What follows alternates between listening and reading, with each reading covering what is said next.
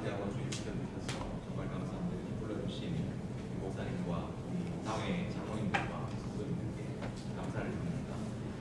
신학대학원 주일 지키러 가면 성도님들께 꼭 좀 부탁 하나를 드리고 오라고 신학대학원 원장님께서 명령을 하셔서 제가 그 부탁을 좀 드리도록 하겠습니다.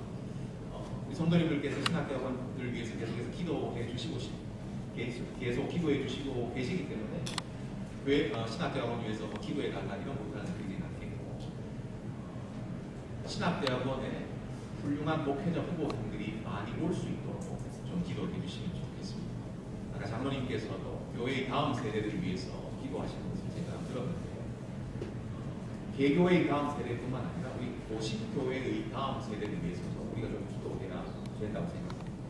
고신교회 다음 세대를 이끌고 갈 목회자들이 있어야 고신교회의 다음 세대가 있고 고신교회의 미래가 있는 거 아니겠습니까? 지금 청년들의 숫자가 줄고, 특별히 기독 청년들의 숫자가 줄고 있는 이 시대에 우리 고려신학대학원에 준비된 훌륭한 목회자 후보생들이 많이 지원할 수 있도록 목회자가 되기를 원하는 청년들이 우리 신학대학원 많이 좀 올 수 있도록 위해서 기도해 주시면 좋겠습니다. 제가 바라기는 낙형교회에도 좋은 청년이 있다면 다른 일을 하라고 그냥 버려두시지 마시고, 목회가 당신이 참 어울리니 꼭 고려신학대학원에 가라 뭐 이렇게 좀 얘기해 주시면 좋겠습니다. 그래서 낙형교회에서도 좋은 목회자들이 많이 나오는 그런 일이 있었으면 좋겠습니다.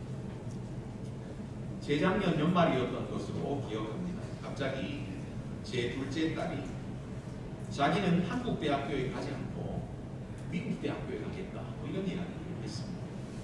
그때가 초등학교 5학년이었는데요. 그래서 저희들 온 가족이 깜짝 놀랐습니다. 아, 우리 딸이 이제 좀 정신을 차리고 공부를 열심히 했어. 큰 나라에 가서 공부해서 큰 사람이 되길 원하는가 보다. 뭐 이런 기대감을 가지고 도대체 왜 그런 생각을 했니? 하고 물어보았습니다. 뭐 대단한 이유가 있는가 싶었더니 기대와는 달리 그런 건 아니었습니다. 한국 대학 말고 미국 대학 가려는 유일한 이유는 자기는 수능 시험 치고 싶지 않기 때문이라고 이야기했습니다. 미국에 있다가 한국에 와서 이렇게 TV 같은 데서 수능 시험 치는 장면을 보면서, 그리고 자기 언니가 수능 시험에 대해서 한 번씩 이야기하는 것을 들으면서 수능 시험이라는 것이 초등학교 5학년짜리에게 벌써 부담이 되었나. 그래서 자기는 수능 시험 치기 싫어서 한국 대학 말고 미국 대학 가겠다 이런 이야기를 한 것이죠. 제가 이 딸의 이야기를 다 듣고 나서 둘째 딸에게 이런 말을 해주었습니다. 얘야, 미국 대학교에 들어가기 위해서도 시험을 쳐야 돼. 그러자 제 둘째 딸은 아주 실망한 얼굴이 되었습니다. 그리고 이후에 저는 덧붙여서 이런 말까지 하고 말았습니다. 대학 들어갈 때만 시험이 있는 것이 아니라 이 세상 살이에는 중요한 순간마다 다 시험이 있단다. 이런 이야기를 하니까 제 딸은 더 좀 실망하는 그런 얼굴이 되었습니다. 여러분, 이런 상황을 두고 사자성어로 뭐라고 하는지 아십니까? 동심파괴, 팩트 폭행, 뭐 이렇게 이야기할 수 있을까요? 동심이 파괴되는 어떻든 이 세상살이에는 중요한 순간마다 시험이 있다. 이 말은 틀린 말이 아닙니다. 물론 제가 이런 말을 해주었다고 해서 초등학교 5학년이었던 제 딸이 이 말에 담긴 의미를 다 이해했으리라고 기대하지는 않습니다. 사실 이 말을 하고 나서 내가 이런 말을 너무 빨리 해줬나 잠깐 후회하기도 했습니다. 하지만 이 세상살이에는 중요한 순간마다 시험이 있다라는 말은 틀린 말이 아닙니다. 시험이 있다는 측면에서는 신앙생활도 마찬가지죠. 오늘 우리가 읽은 본문에 나오는 이스라엘 백성들을 한번 보십시오. 이스라엘 백성들은 끝내 바로의 격렬한 추격을 피했습니다. 홍해에서 마침내 이집트의 모든 군대들을 따돌렸습니다. 그런데 홍해를 지나서 그들이 건너간 곳이 어디입니까? 22절 전반부는 이렇게 되어 있습니다. 모세가 홍해에서 이스라엘을 인도하되 그들이 나와서 수르 광야로 들어갔습니다. 모세는 홍해를 지나서 이스라엘 백성들을 수르 광야로 인도하였습니다. 이스라엘 백성들은 이제 광야로 들어가게 되었습니다. 우리가 잊지 말아야 될 것이 하나 있는데요. 이집트를 떠나서 홍해를 건너서 이제 약속의 땅 가나안으로 들어가기 위해서 꼭 광야를 거쳐야 하는 것은 아니라는 것입니다. 우리가 운전할 때 내비게이션을 이용해서 목적지까지 찾아가는 경우가 많지요. 저도 오늘 낙현교회를 제가 아는 길이 아니기 때문에 내비게이션을 이용해서 찾아왔어요. 낙현교회 이렇게 치면은 내비게이션에 어떤 화면이 뜹니까? 최단거리, 최소 시간, 뭐 이렇게 여러 가지 이 경로가 뜨겠죠. 그러면 이런 여러 가지 경로 중에서 우리는 어떤 경로를 선택합니까? 예, 최소 시간 혹은 최단거리, 가장 편한 최적기를 선택할 것입니다. 그런데 모세는 가나안으로 가는 최적기를 선택하지 않았습니다. 가나안으로 갈 수 있는 경로는 이 광야를 지나서 가는 길 말고 다른 길도 있었습니다. 광야를 건너지 않고도 편하게 갈 수 있는 길이 있었습니다. 더 빠르게 갈 수 있는 길이 있었습니다. 그런데 모세는 편하게 갈 수 있는 다른 길을 선택하지 않고 광야를 거쳐서 가는 길을 선택하였습니다. 더 근본적으로 하나님께서는 이스라엘 백성들을 광야로 인도하셨습니다. 그렇기 때문에 이 광야라는 장소는 있어도 그만 없어도 그만, 아니 있으면 불편하고 없으면 더 좋고 이런 성질의 장소가 아닙니다. 이집트를 떠난 이스라엘 백성들이 가나안으로 들어가기까지 꼭 필요한 공간이 바로 광야라는 공간입니다. 여러분, 광야가 도대체 어떤 곳입니까? 광야는 시원하게 뚫린 고속도로가 놓인 곳이 아닙니다. 광야는 번쩍번쩍한 최신의 물건들이 쌓여있는 쇼핑몰이 즐비한 곳이 아닙니다. 광야는 사람들이 마음을 유쾌하게 해주는 유흥거리가 있는 그런 곳이 아닙니다. 광야는 뜨거운 곳이고, 광야는 물이 부족한 곳이고, 광야는 불편한 곳입니다. 사람들이 거주하거나, 아니 사람들이 걸어서 거기를 통과하기도 아주 힘들고 어려운 땅이 바로 광야입니다. 그러므로 이 광야에서는 시험이 있을 수밖에 없습니다. 그런데 하나님께서 이스라엘 백성들을 바로 광야로 인도하셨습니다. 성도 여러분, 하나님의 자녀가 되면, 하나님 믿으면 모든 어려움과 모든 근심거리가 다 사라진다고 말하는 사람들이 달콤한 말을 믿으면 절대로 안 됩니다. 여러분, 이런 말이 참 듣기에는 좋죠.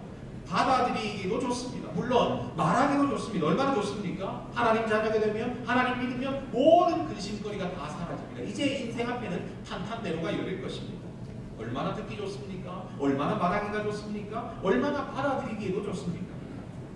하지만 이것은 진실이 아닙니다. 실제에 대한 설명이 아닙니다. 이런 것들만 약속하는 기독교가 있다면 이런 기독교는 참된 기독교가 아닙니다. 기독교는 절대로 시험이 없는 신앙생활, 테스트가 없는 삶, 광야가 없는 인생을 약속하지 않습니다. 오히려 하나님께서는 이집트에서 불러내신 당신의 백성들을 광야로 이끌고 계십니다. 그리고 그 광야에서 그들을 시험하십니다. 25절 마지막 부분을 여러분들 한번 보십시오. 25절 마지막 부분 뭐라고 되어 있습니까? 제가 한번 읽어보겠습니다. 거기서 여호와께서 그들을 위하여 법도와 율례를 정하시고 그들을 시험하실세. 거기서 여호와께서 그들을 시험하실세. 여러분, 거기가 도대체 어디입니까? 하나님께서 당신의 백성들에게 시험하시는 장소가 도대체 어디입니까? 하나님께서 그 시험을 주시는 공간이 도대체 어디입니까? 바로 광야입니다. 하나님께서는 광야에서 당신의 백성들을 시험하십니다. 하지만 여러분, 이 시험과 관련해서 우리가 좀 구분해야 될 것이 하나 있다고 저는 생각합니다. 하나님께서 주신 시험과 우리 스스로 자초한 고통은 구분되어야 합니다. 하나님께서 주시는 시험과 우리 스스로 자초한 고통은 구분되어야만 합니다. 어떤 잡지에서 제가 자신의 삶을 한탄하는 미혼모에 대한 기사를 읽은 적이 있습니다. 그는 정말 자기 마음대로 살았습니다. 자기 마음대로 학교를 그만두고 자기 마음대로 남자를 만나고 자기 마음대로 자기 몸을 사용하였습니다. 그래서 끝내 원하지 않게 미혼모가 되었습니다. 이런 자기 상황을 한탄하면서 이 인터뷰에서, 이 기사에서 이 미혼모는 울면서 이렇게 말했습니다. 하나님, 왜 저의 삶을 이렇게 망치십니까? 하나님, 왜 저의 삶을 이렇게 망치십니까? 저는 이 기사를 읽으면서 이 미혼모가 너무 불쌍하다는 생각이 들었습니다. 그리고 어린 나이에 이렇게 힘든 짐을 지게 된 이 미혼모가 너무 안타까웠습니다. 어떤 남자인지는 모르지만 모든 짐을 이 여자에게만 지어놓고 떠나버린 그 남자를 욕하고 싶은 생각도 들었습니다. 하지만 이 미혼모가 하는 하나님에 대한 원망에는 동의할 수가 없었습니다. 이것이 왜 하나님 탓입니까? 그는 지금 자기가 자기 마음대로 산 대가를 치르는 중입니다. 자기의 잘못된 결정과 자기의 잘못된 행동의 결과로 그는 이런 고통을 당하고 있는 것입니다. 하지만 그는 이렇게 이야기하죠. 하나님, 왜 저의 삶을 이렇게 망치십니까? 많은 사람들이 하는 생각인 것입니다. 자신의 잘못과 자신의 잘못된 결정과 자신의 잘못된 행동의 결과까지도 그것이 하나님 책임이라고 생각하는 사람들이 참 많습니다. 하나님 도대체 왜 저에게 이런 일을 하시는 것입니까? 하나님 도대체 왜 저의 인생을 이렇게 망치십니까? 하나님 그럴 수가 있습니까? 하지만 우리 하나님은 어떤 사람의 인생도 망친 적이 없으십니다. 이렇게 자신의 잘못으로 생긴 이 고통 말고 우리 잘못의 결과로 생긴 고통 말고 하나님께서는 우리를 시험하시는 경우가 있습니다. 우리 잘못으로 생긴 고통이 아닌데도 우리는 종종 어려움 가운데서 고통 당할 때가 있지. 그것은 처음부터 하나님께서 계획하신 것입니다. 이스라엘 백성들을 광야로 인도하신 것처럼 하나님의 지혜는 우리를 종종 시험석으로 인도하신 때가 있습니다. 그러면 하나님은 왜 이렇게 하십니까? 하나님은 왜 당신의 백성들을 광야로 인도하시고 광야에서 그들을 시험하십니까? 오늘 우리가 읽은 본문은 하나님께서 왜 당신의 백성들을 광야로 인도하시고 그 광야에서 그들을 시험하시는지 그 이유를 보여주는 본문입니다. 홍해를 지나서 광야를 걷던 이스라엘 백성들이 드디어 오아시스를 만났습니다. 그들은 지금까지 광야에서 사흘간이나 걸었습니다. 하지만 이 사흘을 걷는 동안 물이라고는 발견할 수가 없었습니다. 당연히 이들은 목이 마르겠습니다. 그런데 드디어 오아시스를 만난 것입니다. 참 행복했겠지요. 그래서 이스라엘 백성들 모두 그 물을 마시기 위해서 달려갔을 것입니다. 하지만 그들이 맛본 그 물은 쓴물이었습니다. 물이 쓰다라는 이 표현은 사람들이 도저히 마시지 못하는 수준의 물이라는 의미입니다. 단지 맛이 쓰다라는 의미가 아니라 아무리 목이 말라도 이런 물은 도저히 삭힐 수 없는 그런 물이다라는 의미가 바로 물이 쓰다라는 의미입니다. 그래서 이스라엘 백성들은 이 마시지 못하는 물이 있는 오아시스를 마라라고 불렀습니다. 이 마라라는 이 이름의 뜻은 쓰다 혹은 쓴 것이라는 의미를 가지고 있습니다. 이 마라라는 이름이 구약 성경에 한 번 더 나오는데 여러분들 혹시 어디 나오는지 아시겠습니까? 대단하네요. 바로 룻기라고 이야기하시는 분들이 사실 많이 없는데 낙현교회 성도님들은 수준이 참 높은 것 같습니다. 예, 룻기에 이 마라라는 이름이 나오죠. 이때는 사람 이름으로 나오지, 지명 이름으로 나오지 않고 사람의 이름으로 나옵니다. 나오미가 남편과 두 아들과 함께 흉년을 피해서 자신의 고향 베들레헴을 떠나서 모압으로 갑니다. 흉년을 피해서 간 모압에서 나오미가 어떤 일을 겪습니까? 남편을 잃지. 그리고 두 아들도 잃었습니다. 나오미는 모압에서 잃을 수 있는 모든 것을 다 잃었습니다. 그리고 모든 것을 잃고 이제 다시 나오미는 베들레헴으로 돌아가야 되겠다고 마음을 먹었습니다. 모든 것을 다 잃고 고향 베들레헴으로 돌아오는 나오미를 보고 고향 사람들이 뭐라고 하는지 아십니까? 룻기에서 보면 이렇게 말합니다. 이는 나오미가 아닙니다. 이는 나오미가 아니다. 너는 고향을 떠나서 모압으로 갔다가 모압으로 간 나오미가 아니냐. 이렇게 고향 사람들이 반가워서 이렇게 얘기합니다. 이때 나오미가 뭐라고 대답하느냐 하면 룻기 1장 20절인데요. 이렇게 말합니다. 나를 나오미라 부르지 말고 나를 마라라 부르라. 이는 전능자가 나를 심히 괴롭게 하셨습니다. 사실 이 나오미라는 이름의 뜻은 기쁨, 즐거움, 행복이라는 뜻입니다. 그래서 사람들이 자신을 나오미라고 불렀을 때 자신을 나오미라고 부르지 말라고 못하겠습니다. 왜 그렇습니까? 자신의 상황이 지금 기쁨, 행복, 즐거움이 아니기 때문이죠. 모압에서 모든 것을 다 잃고 돌아오는 자신의 상황이 기쁨, 즐거움, 행복이겠습니까? 그러니까 자기를 도저히 이런 것으로 부르지 마라. 나를 기쁨으로 부르지도 말고 행복으로 부르지 말고 나를 즐거움이라고 부르지 말아달라. 이렇게 나오미는 부탁하고 있습니다. 대신에 나오미는 뭐라고 불러달라고 얘기합니까? 자신을 마라라고 불러달라고 말합니다. 마라라는 이 말은 쓴 것이라는 의미도 있지만 괴로움, 슬픔, 고통이라는 의미도 있습니다. 그렇습니다. 나오미는 지금 마라의 상황을 살고 있습니다. 괴로움과 슬픔, 고통의 상황이 바로 나오미의 상황입니다. 그래서 나오미는 자신을 나오미라고 부르지 말고 자신을 마라라 불러다오, 나를 고통이라고 불러다오, 나를 괴로움이라고 불러다오, 나를 슬픔이라고 불러다오 라고 이웃들에게 부탁하는 것이죠. 이스라엘 백성들이 이 오아시스를 마라라고 부르는 것도 이런 의미일 것입니다.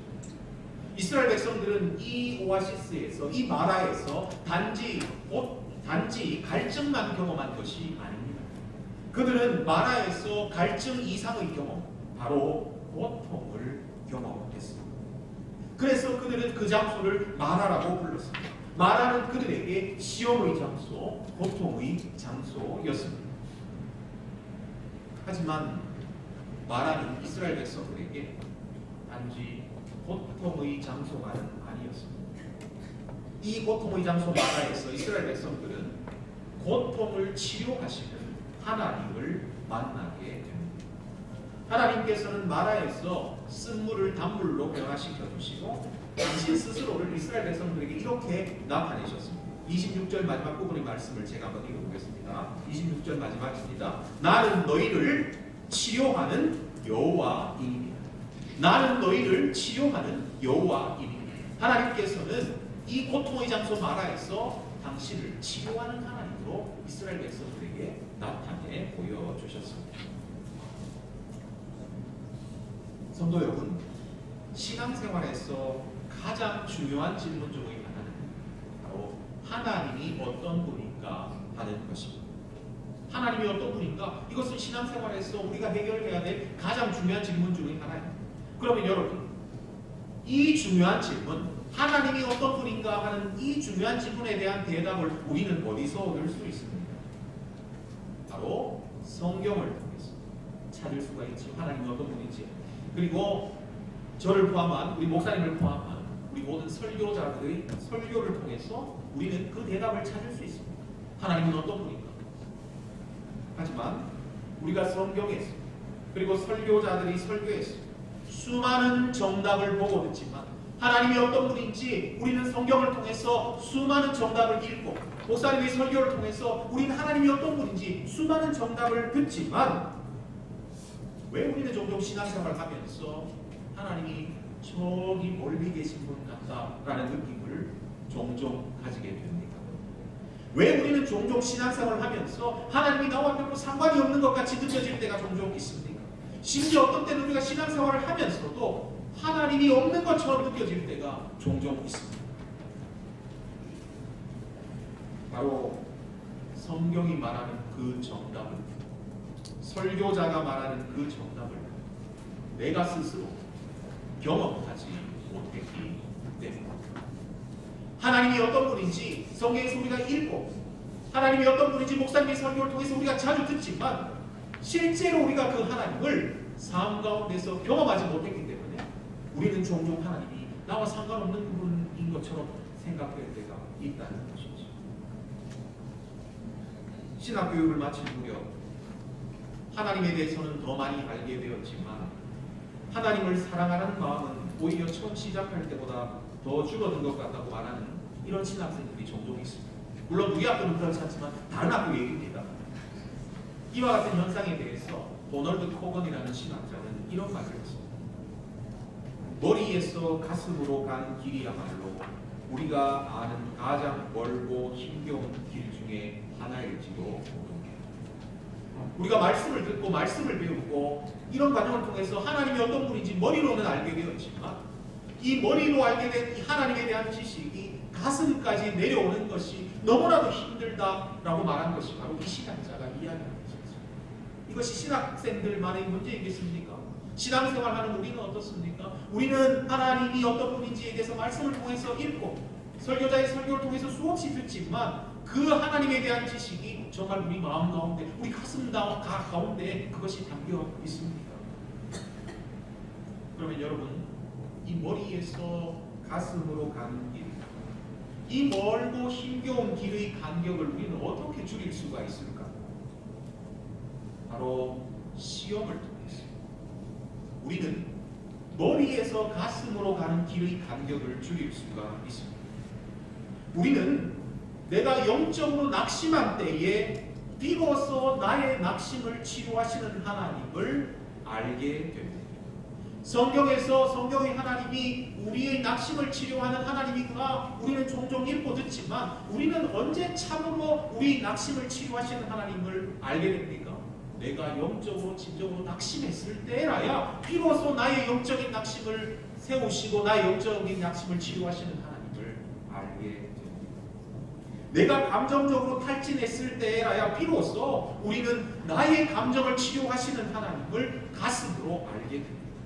내가 육신적인 건강을 잃었을 때에 우리는 비로소 정말 나의 육신을 고치시는 하나님, 나의 육신을 치유하시는 하나님을 진정으로 만나게 되는 것이죠. 이전에는 내가 머리로는 알고 있었지만 그것이 가슴으로는 몰랐는데 내가 진정으로 아파봐야, 내가 진정으로 고통을 겪어봐야 그 고통 가운데서 나를 치유하시는 하나님을 우리는 비로소 가슴으로 알게 된다는 것입니다.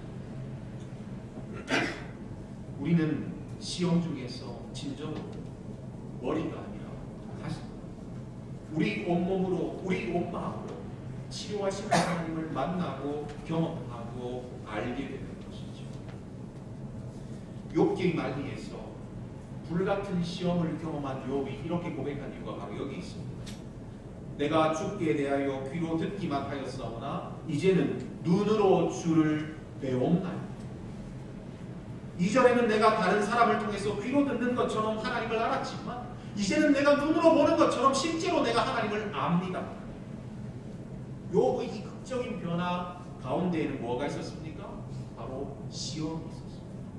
욥이 시험 당하기 전에는 내가 다른 사람에게 듣는 것처럼 하나님을 아는 수준에 거쳤지만 이제 내가 시험 당한 후에는 내가 눈으로 보는 것처럼 내가 하나님을 압니다.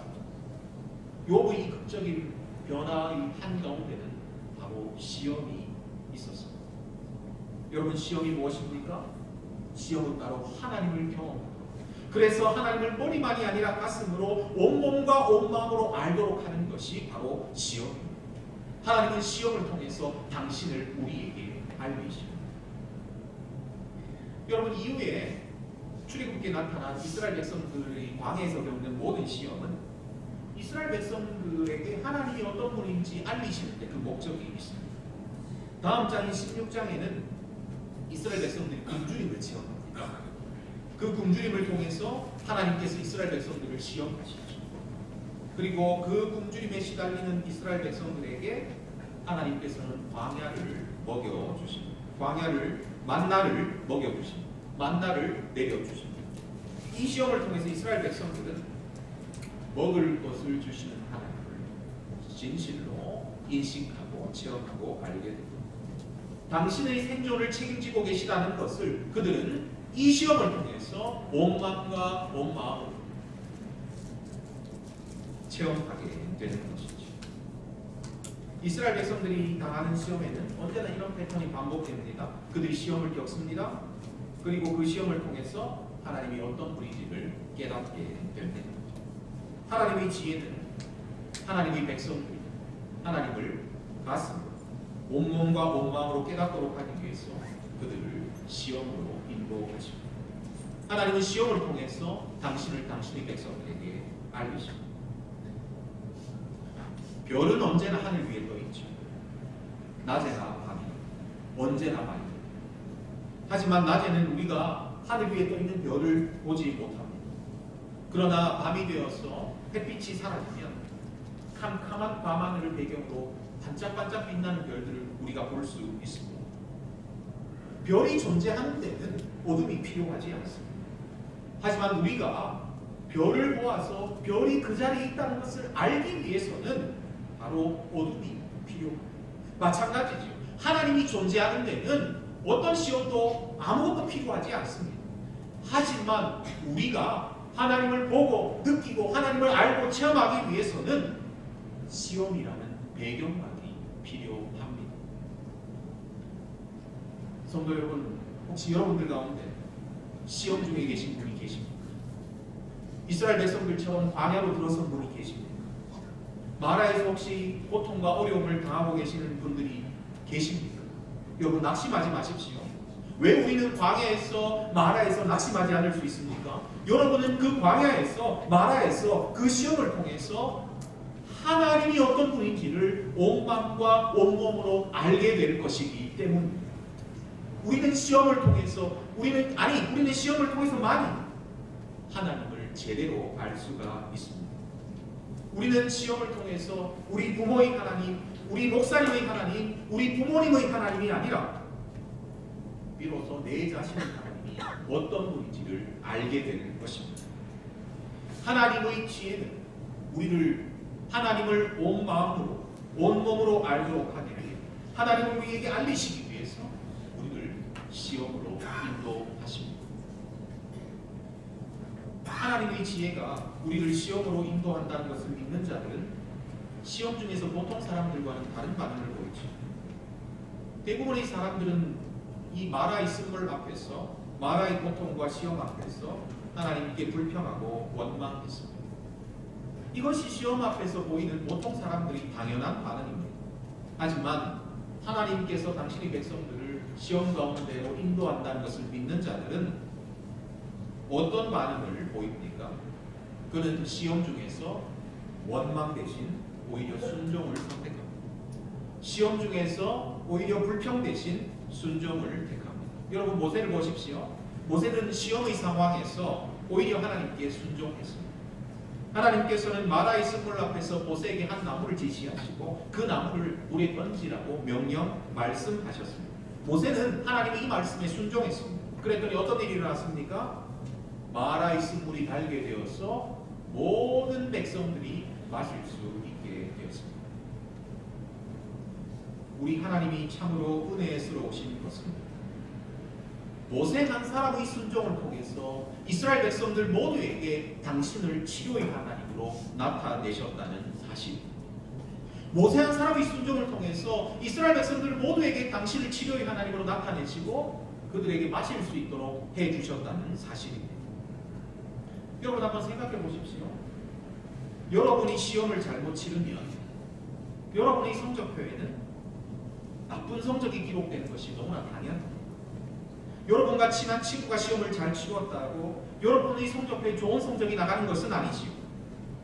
하지만 오늘 본문에서는 하나님께서 모세가 시험을 잘 봤는데 이스라엘 백성들 모두에게 좋은 성적이 나가도록 해주셨습니다. 하나님께서는 모세 한 사람의 순종을 통해서 이스라엘 백성들 모두를 시험 속에서 던지시고 당신을 그들 모두에게 치료의 하나님으로 나타내셨습니다. 여러분, 이것이 바로 은혜입니다. 사실 이스라엘 백성들이 광야 생활은 원망과 불평의 연속이었습니다. 오늘 본문 말씀 속에서 목마르다고 불평했던 그들은 물을 마시자마자 또 배고프다고 불평합니다.